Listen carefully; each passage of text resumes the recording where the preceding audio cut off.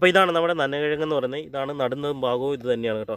വ്യാവസായിക അടിസ്ഥാനത്തിൽ ഇത് കൃഷി ചെയ്തിട്ട് വലിയ കാര്യമില്ല. കാരണം എന്തുകൊണ്ടാണെന്ന് വെച്ച് കഴിഞ്ഞാൽ ഇതിനത്രത്തോളം വലിയ വിപണന സാധ്യത അങ്ങനത്തെ കാര്യങ്ങളൊന്നും ഇതുവരെ ആയിട്ടില്ല. ഇതിൻ്റെ ഏക ഉപയോഗം ഇപ്പോൾ കറൻ്റ് ഉള്ള ഏക ഉപയോഗം എന്ന് പറയുന്നത് നമുക്കാണ് ഇതിൽ കാച്ചിൽ ചേനയൊക്കെ പുഴുങ്ങി തിന്നുന്ന പോലെ തന്നെ പുഴുങ്ങി മറ്റുള്ളവയുടെ കൂടെ അല്ലെങ്കിൽ ഇത് ഒറ്റയ്ക്കോ കഴിക്കാൻ വേണ്ടി മാത്രമാണ് ഉപയോഗിക്കുന്നത്.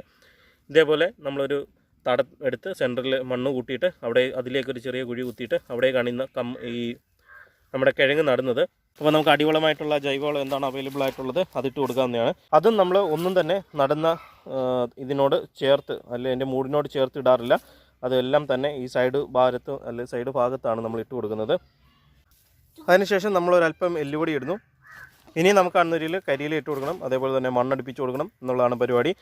അതിനുശേഷം ഇതുപോലെ വള്ളി വീശി തുടങ്ങുമ്പോൾ നമ്മൾ താങ്ങ് ഇട്ട് കൊടുക്കുകയോ അല്ലെങ്കിൽ കയറിൽ കൂടി ഇതിനെ പടത്തുകയോ അല്ലെങ്കിൽ ഏതെങ്കിലും അടുത്തുള്ള ചെറിയ മരത്തിലേക്ക് കയറ്റി വിടുകയോ ആണ്